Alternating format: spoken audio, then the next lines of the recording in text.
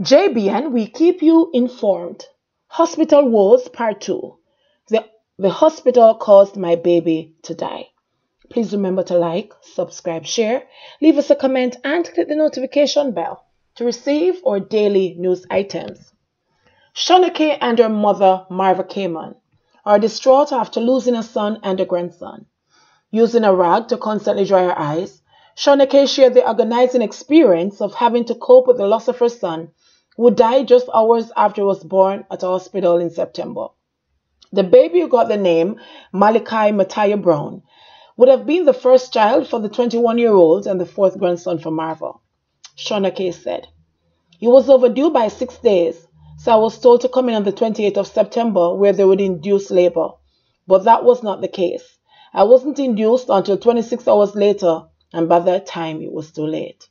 She said that upon reaching the hospital, a doctor ruptured her amniotic sac, and she was told that her cervix had dilated to 6 centimeters. "Before I went on the labor ward, I got a drip to keep my body hydrated. But about 5 hours later, I was still at 6 centimeters and in a lot of pain. Things remained that way for the entire night, but I was vomiting now. I told the nurse I was in a lot of pain, but she told me that I have to feel pain for the baby to come. And when I feel like the baby was at my vagina, I should come back. She just turned her back and walked away. She never allowed me to tell her that my baby had stopped moving, so I went back to bed," she continued. Shaunakay said that she continued to vomit throughout the night, and the intensity of the pain was unbearable. "I cried so hard that night, and I begged the doctors to cut me because my son wasn't moving and the pain was terrible. When they went to check my baby's heartbeat again, his heart was beating very fast. And the nurse told me to stop crying because I was putting my son in distress, and I stopped," she said. Staring at a picture of her dead baby on her cell phone, Shaunakay said it took a few hours for the doctor to examine her. "When the doctor came to check me later that day, I was at 5 centimeters, which means the baby was going back up. I kept falling asleep, and a nurse woke me up hours later to tell me that it was time for me to be induced. I was later given oxygen, and shortly after, a doctor came to examine me and said I was going into surgery immediately," she said. The grieving mother said that after the C-section, she was told by a doctor that the baby had serious complications and was in need of a blood transfusion.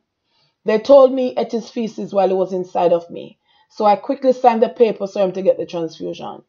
Sometime after, another doctor came and told me that my baby was dead. I didn't get a chance to see my baby until he died. I never heard him cry or anything," she said, before bursting into tears. Placing her arms around her daughter, Marva cried for most of the interview.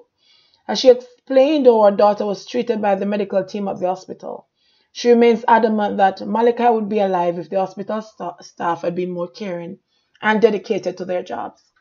Marva said that when they requested the baby's remains for burial, her daughter was told that they would have to wait 2 months for an autopsy. Little Malachi will be buried this Saturday at a family plot in St. Elizabeth. We are supposed to be preparing for his christening, but now we are preparing for a baby's funeral. When my grandson died, a part of my daughter died as well. They took both of them from me, and it is the hardest thing I have ever had to deal with in my life," she said. Reflecting on the ordeal, both women said that they are hoping that their experience will shine light on the unfortunate incidents that are taking place within the healthcare system. My God, JBN, we keep you informed. Please remember to like, subscribe, share, leave us a comment, and click the notification bell to receive our daily news items.